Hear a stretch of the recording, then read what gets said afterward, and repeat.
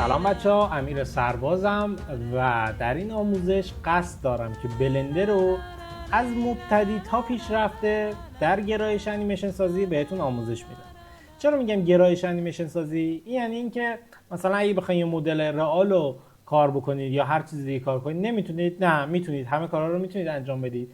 ولی من تصمیم گرفتم اسم این دوره رو بذارم آموزش بلندر با گرایش انیمیشن سازی یا آموزش انیمیشن سازی با بلندر، که کسایی که میخوان انیمیشن سازی رو یاد بگیرن بدونن که این دوره حول محور انیمیشن سازی بیشتر داره میچرخه. مراقب باشید، نیفتید توپ آمدن. چنین کن، چنین نام نادر مهر پیروزی امان. راهنما برای راه شما کنید. یکی منو نجات بده. میز افتاد، چنین کنید. آتش برخیز. که اگر تو بلندر رو یاد گرفتی دیگه لازم نیست عالم بی عمل باشی فقط بتونی مدل سازی بکنی، بتونی انیمیشن هم بسازی، بتونی یک هدفی هم واسه خود انتخاب بکنی و طبق اون هدفی که داری پیش بری. من توی این دوره قصدم بر همینه. اگر من مدل سازی میکنم در هدفی که دارم مدل سازی میکنم، هدف دارم بابت اون مدل سازی.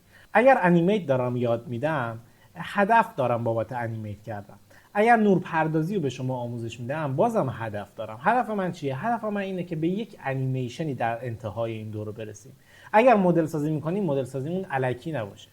اگر مدل سازی میکنیم فقط واسه این نباشه که ما مدل سازی رو یاد بگیریم، به یک هدفی هم بتونیم برسونیمش. اون مدل سازی که کردیم بتونیم به نمایش بذاریمش، بتونیم یک داستانی هم واسش روایت بکنیم. خیلی خب، من سرفصل‌های زیادی رو با دقت زیاد واسهتون آماده کردم که حالا نمیخوام دونه دونه توضیح بدم. مثلا دودو بهتون آموزش دادم، سیمولیشن پارچه رو بهتون آموزش دادم، چجوری دودو بخوای طراحی بکنی، چجوری مدل‌ها رو بخوای طراحی کنی، چجوری انیمیت بکنی، قواعد و قوانین انیمیشن چیه، متریال چجوری بدی، رنگ بندی تصویر یعنی چی، صحنه آرایی یعنی چی، کیا بهترین کارا رو انجام بدی.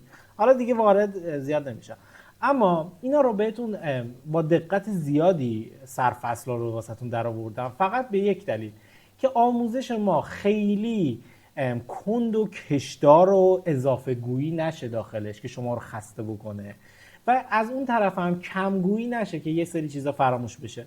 من پروژه محور این دوره رو دارم پیش میرم و طبق پروژه هایی که تعیین کردم و خودم به عنوان یک انیماتور اینکه چجوری من یک انیمیشن رو تعریف میکنم و میخوام به اونو به سرانجام برسونم باهاتون دارم کار میکنم و در انتها همه اینها رو ادغام میکنم و تبدیل به یک انیمیشنش میکنم و هدفم اینه که انیمیشن هایی که قراره شما درست بکنید در ادامه، در طول بعد از این دوره، انیمیشن هاتون انیمیشن هایی نباشه که یک ماه دارید کار میکنید و در نهایت 1 دقیقه انیمیشن شده.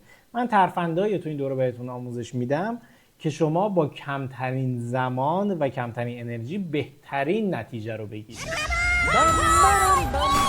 مراقب باشید، نیفتید توپ آمدن. چنین کن، چنین نام نادر مهر پیروزی امان. راهنما برای راه شما کنید. یکی منو نجات بده. میز افتاد،